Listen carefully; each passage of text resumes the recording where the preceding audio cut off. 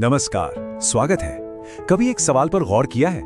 आखिर ऐसा क्यों है कि हम सबके शरीर और स्वभाव एक दूसरे से इतने अलग होते हैं? चलिए आज इसी दिलचस्प रहस्य को समझते हैं। अक्सर देखा होगा है ना, कुछ लोग होते हैं जो जितना मर्जी खा लें, पतले के पतले रहते हैं, और वहीं दूसरी तरफ कुछ लोग हैं जिन्हें हर एक कैलोरी का हिसाब रखना पड़ता है। ये सवाल हम में से कई लोगों के मन में जरूर आता है। और सिर्फ खाने की बात नहीं है, तापमान को लेकर भी ऐसा ही होता है। कुछ लोगों को हर मौसम में बस गर्मी लगती रहती है, उन्हें एसी चाहिए, और कुछ को हमेशा ठंड लगती है, वो गर्मी में भी एक शॉल या स्वेटर साथ लेकर चलते हैं। तो ये जो फर्क है ना, ये सिर्फ शरीर तक ही सीमित नहीं है, ये हमारे स्वभाव और हमारी भावनाओं में भी दिखता है। कुछ लोग हर सिचुएशन में एकदम शांत रहते हैं, और कुछ ऐसे भी हैं जिन्हें बहुत जल्दी गुस्सा आ जाता है या वो बेचैन हो जाते हैं। तो अब सवाल उठता है कि इन सारे क्यों का जवाब क्या है? वेल, हजारों साल पुराने आयुर्वेदिक ज्ञान के अनुसार इसका जवाब एक शब्द में छिपा है, प्रकृति। जी हाँ, प्रकृति मतलब हर इंसान का अपना एक यूनिक, एक अनोखा बॉडी टाइप, या कह लीजिए एक ब्लूप्रिंट। अच्छा, तो ये प्रकृति है क्या चीज? इसे समझने के लिए हमें पहले इसके बिल्डिंग ब्लॉक्स को समझना होगा, जिन्हें आयुर्वेद में दोष कहा जाता है। देखिए, आयुर्वेद का एक बहुत ही गहरा सिद्धांत है। वो ये मानता है कि इस पूरी दुनिया में, इस ब्रह्मांड में हर एक चीज, जिसमें हमारा शरीर भी शामिल है, वो 5 मूल तत्वों से बनी है। और ये हैं पृथ्वी, जल, अग्नि, वायु और आकाश। तो अब ये दोष क्या हैं? असल में ये दोष इन्हीं 5 तत्वों के अलग अलग कॉम्बिनेशन हैं। आप इन्हें हमारे शरीर में काम करने वाली एनर्जी या ताकतों की तरह समझ सकते हैं, जो तय करती हैं कि हमारा शरीर कैसा होगा, हमारा मन कैसा होगा। और सबसे दिलचस्प बात यह है कि हम सब में ये तीनों दोष होते हैं, बस फर्क इतना है कि किसी में कोई एक ज्यादा होता है तो किसी में कोई दूसरा।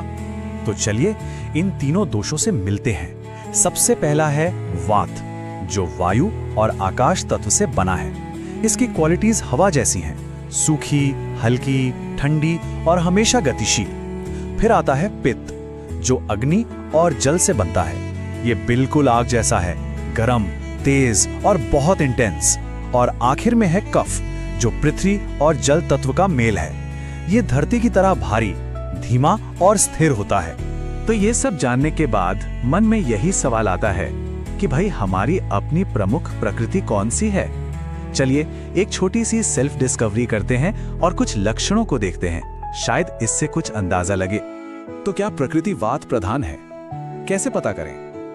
अक्सर ऐसे लोगों का शरीर दुबला पतला होता है और उनके लिए वजन बढ़ाना बड़ा मुश्किल काम होता है।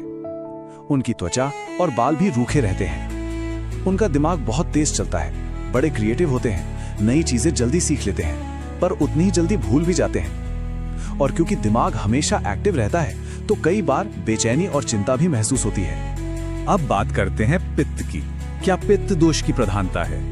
ऐसे लोगों का शरीर मीडियम बिल्ड का एथलेटिक होता है, वजन आसानी से घटा बढ़ा सकते हैं। इनकी भूख और पाचन शक्ति भाई कमाल की होती है। ये लोग बहुत फोकस्ड, मोटिवेटेड और नेचुरल लीडर होते हैं। लेकिन हाँ, इनके अंदर जो आग वाला तत्व है ना, वो स्ट्रेस में इन्हें थोड़ा अधीर, चिड़चिड़ा या गुस्सैल भी बना सकता है। और आखिर में आते हैं कफ प्रधान लोग। ये स्थिरता और शांति की मिसाल होते हैं। इनका शरीर मजबूत, ठोस होता है और वजन आसानी से बढ़ जाता है। स्वभाव से एकदम शांत, स्थिर और जमीन से जुड़े हुए। इनकी लॉन्ग टर्म मेमोरी गजब की होती है। और हाँ, तीनों दोषों में इनकी इम्यूनिटी सबसे मजबूत मानी जाती है। बस एक बात है कि इनका पाचन थोड़ा धीमा होता है, इसलिए भारी खाना खाने के बाद अक्सर सुस्ती महसूस होती है।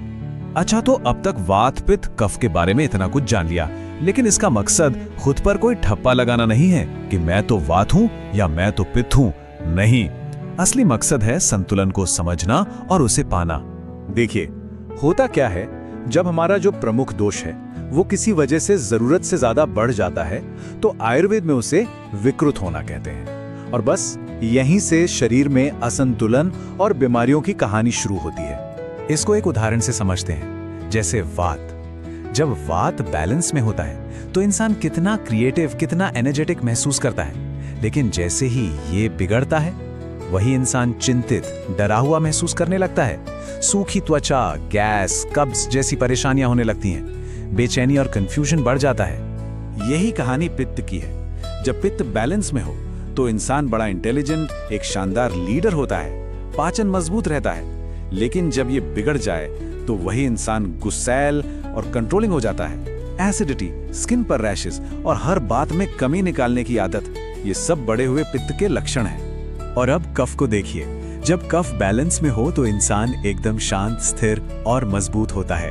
लेकिन अगर ये बढ़ जाए तो शरीर में सुस्ती, डिप्रेशन जैसा महसूस होना, वजन बढ़ना, बलगम बनना और दिमाग में एक धुंधलापन सा छा जाता है।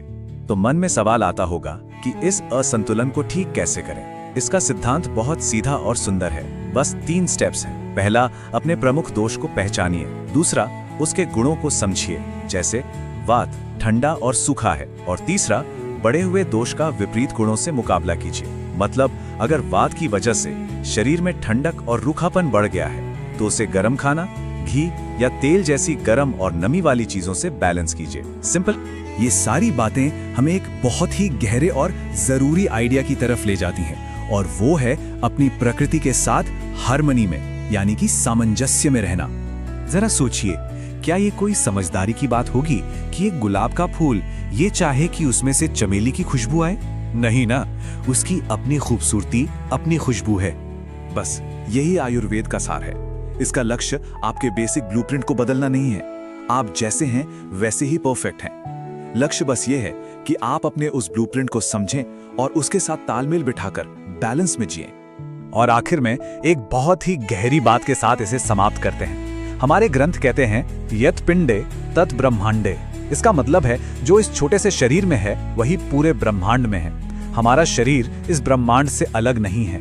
तो जब हम अपनी प्रकृति को समझते हैं तो हम सिर्फ अपने शरीर को नहीं बल्कि ब्रह्मांड के एक हिस्से को समझ रहे होते हैं। ये सिर्फ सेहत की बात नहीं है, ये खुद को जानने का एक खूबसूरत सफर।